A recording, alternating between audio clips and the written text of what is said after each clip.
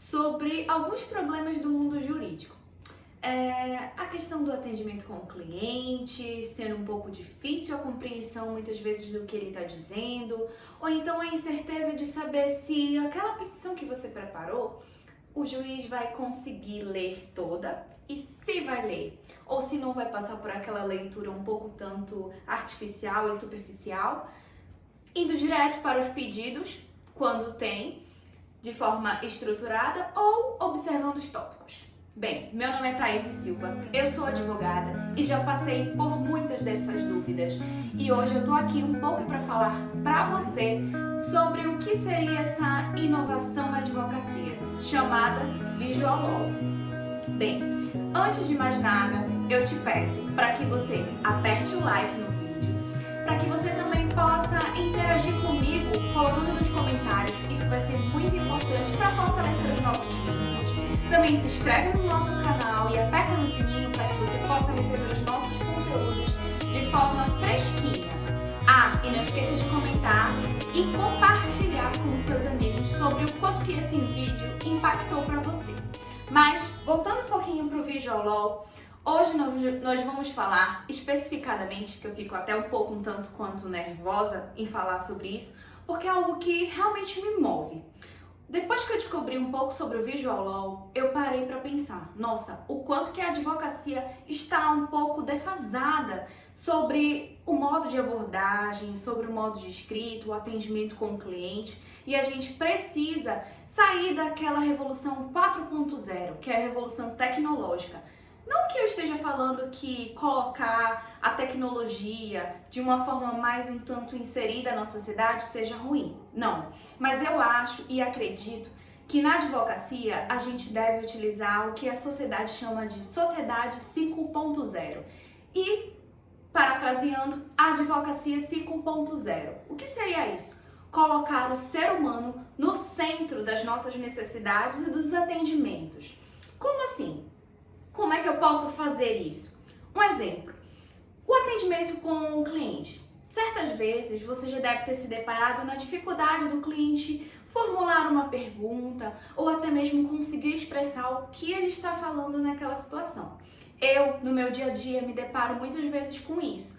O cliente está um pouco um tanto emocionado e às vezes nós já temos na nossa agenda outras determinações, outras mudanças. Mas calma, para. É muito importante esse momento em que você vai lidar com o cliente, que você vai fazer essa escuta, porque é através da narrativa dele que você vai melhor saber contar essa história. Afinal de contas, o advogado não deixa de ser um contador de histórias. E para quando a gente consegue melhor contar uma história, a gente precisa estar envolvido, a gente precisa estar conectado. É essa a proposta do Visual Law. Através dessa conexão, dessa interação, nós conseguimos fortalecer os vínculos com os nossos clientes nos atendimentos, conseguimos repassar essa mesma conexão, essa mesma necessidade do cliente para os nossos documentos, sejam eles as petições iniciais, sejam eles os nossos despachos, os nossos contratos, tudo isso passa a ser abordado de uma forma nova, de uma forma bem mais interessante do que a forma convencional, carregada em letras, que muitas vezes não consegue nem persuadir o magistrado, quanto mais o cliente. Eu já cometi o erro, e certamente você já deve também ter cometido, aquela impressão de que quanto mais rebuscado e difícil eu esteja falando com o meu cliente, naquele contato, eu possa estar, digamos, passando uma autoridade. Não, a autoridade não se conquista com uma linguagem rebuscada. Muito pelo contrário. Às vezes isso até constrange o cliente. Por isso é importante a utilização de ferramentas mais interativas, mais inovadoras dentro do direito. Exemplos desse tipo de ferramenta são, por exemplo, a apresentação de fluxogramas, de vídeos, de infográficos, de dados que vão ilustrar melhor a necessidade de atenção. Você vai conduzir aquele receptor daquela mensagem para uma interação, para uma visualização mais ampla. Por exemplo, se a sua petição consegue ter um QR Code em que você esteja lá explicando melhor com as suas palavras, de uma forma mais humanizada, a necessidade do seu cliente certamente vai ter um impacto muito maior do que necessariamente a apresentação de texto. Com isso, eu não quero dizer abandone os textos, não, muito pelo contrário. Busque a forma interativa e complementativa e muitas vezes de reforço dos pontos que você quer fazer, aliando textos e essas ferramentas interativas. Mas não pense que eu estou utilizando ou tirando o Visualol da minha própria cabeça.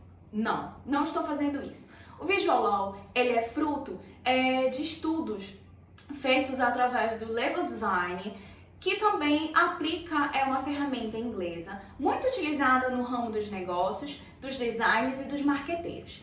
Trata-se de chuvas de pensamento, através do qual você vai filtrando o que você poderia utilizar para a resolução daquele problema ou para a redução daqueles impactos e situações que são derivadas daquele problema narrado pelo cliente ou que o cliente te contratou para resolver. Seja na esfera judicial ou administrativa, a gente precisa criar elementos que chamem a atenção de forma eficiente e consigam persuadir e melhor refletir essa necessidade do cliente. Por isso, é importante, no momento dessa consulta, dessa troca, você estar mais preocupado na oitiva do cliente do que necessariamente em qual termo jurídico eu preciso utilizar para que ele sinta confiança.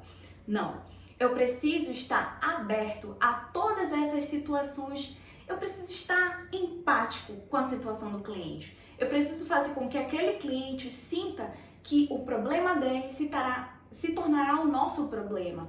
Eu preciso fazer com que aquele cliente sinta segurança e, sobretudo, eu consiga utilizar meios que vão fazer meios diferentes, até porque também nós temos sistemas de aprendizado diferentes e formas de impacto diferentes. Como é que eu vou fazer para melhor vender a minha história? Como é que eu vou fazer para que aquele consumidor final consiga se sentir inebriado com aquela história? Que ele se sinta referenciado naquela história? Que ele realmente entenda o problema do meu cliente? Através do Visualol.